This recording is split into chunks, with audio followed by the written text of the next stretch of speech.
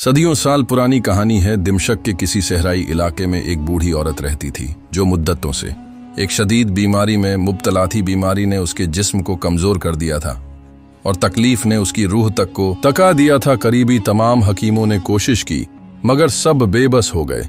सिर्फ एक ही हकीम था जो उसकी बीमारी का इलाज कर सकता था, मगर वह बहुत दूर बगदाद के एक मशहूर शहर में रहता था। वहां तक पहुंचना निहायत मुश्किल था, खास तौर पर एक बीमार और गरीब औरत के लिए। इस जमाने में अगर आप समझना चाहें तो यूं समझें कि जैसे कोई शख्स पाकिस्तान या इंडिया में किसी खतरनाक बीमारी में मुब्तला हो और उस बीमारी का वाहिद माहिर डॉक्टर सिर्फ अमेरिका में हो। एक गरीब इंसान के लिए फासला, खर्चा, वजह सब कुछ नामुमकिनात में इंशुमार होता है। उसी तरह उस जमाने में भी बगदाद जाना एक ख्वाब से कम ना था। उस बूढ़ी औरत का अल्लाह पर ईमान इतना मजबूत था कि वह हर हाल में यही कहती, अल्लाह ही मेरा निगबान है, वही हकीम खुद चलकर मेरे घर आएगा और इसका सबब अल्लाह ही बनाएगा, वही मालिक और खालिक है मेरा। लेकिन याद रखें, अल्लाह की कुदरत का कोई सानी नहीं। वो जो चाहे जब चाहे जैसे चाहे कर सकता है। वह नामुमकिन को लम्हों में मुमकिन बना देता है और ऐसे इस पैदा कर देता है जिनका इंसान तसव्वुर भी नहीं कर सकता। यही यकीन इस कहानी की बुनियाद है। तो दोस्तों, वो जमाना ऐसा था जब सफर ऊंटों और घोड़ों पर किया जाता था, मगर उस औरत के पास ना सवारी थी ना सामान। रास्ते तवील और कठिन थे, लेकिन उसका यकीन कहता था कि अगर कोई उसे बगदाद तक पहुंचा सकता है तो वह सिर्फ अल्लाह ही है, या फिर अल्लाह वह मशहूर हकीम खुद उसके पास भेज दे। वह रोज अपनी बेटी से यही कहती, मुझे उसी हकीम से इलाज करवाना है और मेरा रब ही उसका सबब बनाएगा। उसकी बेटी अक्सर माँ की बातों पर हंस देती, क्योंकि उसे यह सब एक ख्वाब लगता। लेकिन अल्लाह जो करता है वो इंसान की अक्ल से बालातर होता है।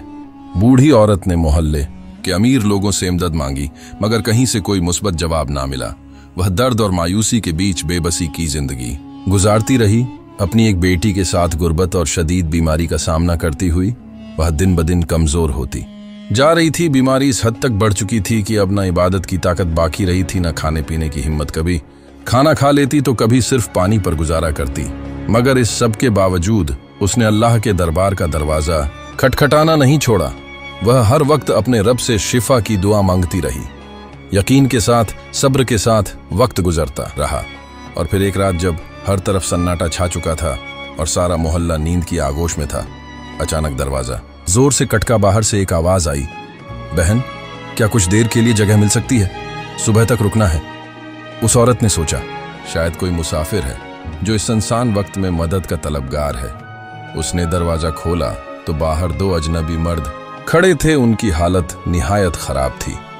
लगता था कि लंबे पैदल सफर की तकन ने उनके जिस्म चेहरे से रंग निचोड़ लिया हो। प्यारे दोस्तों, आगे बढ़ने से पहले एक छोटी सी गुजारिश है। आप सबका बहुत बहुत शुक्रिया कि आप लोग हमारे वीडियोस प्यार से देखते हैं, मगर कई दोस्त बिना सब्सक्राइब किए चले जाते हैं। बराए करम हमारे चैनल को जरूर सब्सक्राइब कीजिए। बेटी दौड़ी हुई माँ के पास गई और सारी बात बताई, मगर माँ ने पहले इजाजत ना दी। कहा, हमारी घर में कोई मर्द नहीं, ऐसे आधी रात को अजनबी मर्दों को कैसे अंदर आने दूं? मजबूरन उन मर्दों को वापस लौटना पड़ा। वो दरवाजे के साथ ही बैठ गए। नडाल और तकन से चोर औरत की ममता जाग उठी उसे। उन दोनों में अपने बेटे नजर आने लगे। दिल भर आया और उसने बेटी से कहा, बेटा, उन्हें अंदर बुला लो, मगर दूसरे कमरे में रखो। खाने पीने का इंतजाम भी वहीं कर दो। ज्यादा बातचीत से गुरेज करना। अल्लाह ने उन्हें हमारे दर पर भेजा है, हमारी आजमाइश है, हमें खिदमत करनी है।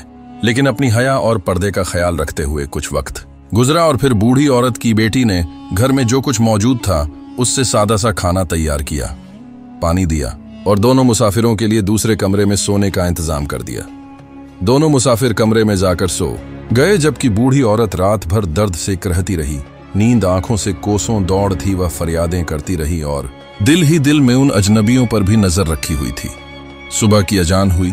दोनों मुसाफिर उठे, वजू किया, नमाज अदा की और जाने लगे। जाते हुए वो बूढ़ी औरत से दुआएं ले रहे थे, मगर जब औरत ने उनकी इबादत और परहेजगारी देखी तो मोहब्बत से रोक लिया। बेटा, नाश्ता किए बगैर मत जाओ, अल्लाह ने तुम्हें हमारे दर पर भेजा है। यह सुनकर दोनों आदमी रुक गए और उनमें से एक ने नरमी से पूछा, अम्मा जी, आप बीमार लगती हैं, क्या हुआ है आपको? कब से परेशान हैं? बूढ़ी औरत ने धीमे लहजे में जवाब दिया, बेटा, ये बीमारी अल्लाह की तरफ से है और मैं उस पर राजी हूं मेरा निगाहबान सिर्फ मेरा रब है। तकरीबन 10 साल हो गए हैं मुझे इस तकलीफ में जीते हुए, लेकिन आज तक मुकम्मल इलाज ना करवा सकी बेटा। मेरा ना कोई बेटा है ना भाई। शौहर भी 10 साल पहले अल्लाह को प्यारे हो गए। बस मेरी एक बेटी है और मेरा अल्लाह है, वही मेरा सहारा है। बूढ़ी औरत ने थोड़ा तवकुफ किया, फिर तकलीफ भरी आवाज से बोली, बेटा बगदाद में एक बहुत मशहूर हकीम है। सुना है कि उसके इलाज से कई लोग अल्लाह के हुक्म से शिफा पा चुके हैं। मैंने भी उसका नाम सुना है। दिल में उम्मीद है कि शायद मेरी बीमारी भी ठीक हो जाए, लेकिन बेटा मैं मजबूर हूं। इतनी दूर जाने की न सकत है न वसाइल। ये सुनकर दोनों मुसाफिरों ने एक दूसरे को चौंक कर देखा, जैसे वह कुछ जानते हो या किसी हकीकत से वाकिफ हो। खामोशी से औरत की बातें सुनते रहे बूढ़ी औरत ने आसमान की तरफ देखा और एक मदम मुस्कुराहट के साथ बोली, बेटा मेरा ईमान है कि जिस रब ने बीमारी दी है वही शिफा भी देगा, दवा भी वही भेजेगा। बंदा तो बस कोशिश करता है और जो मेरे बस में था वह मैं कर चुकी। अब सब उस रब्बे करीम के सुपुर्द है बिल। आखिर एक आदमी आगे बढ़ा और नरमी से बोला, अम्मा जी अगर मैं यह कहूं कि अल्लाह ने आपकी दुआ कबूल कर ली है तो आपको कैसा लगेगा? बूढ़ी औरत ने हैरत से उसकी तरफ देखा और धीमी आवाज में कहा, क्या मतलब बेटा? मैं तो कुछ समझी नहीं। उसने मुस्कुराकर जवाब दिया, ये दूसरे साहब यही बगदाद के मशहूर हकीम हैं और अल्लाह ने ही उनको आपके लिए यहाँ भेजा है।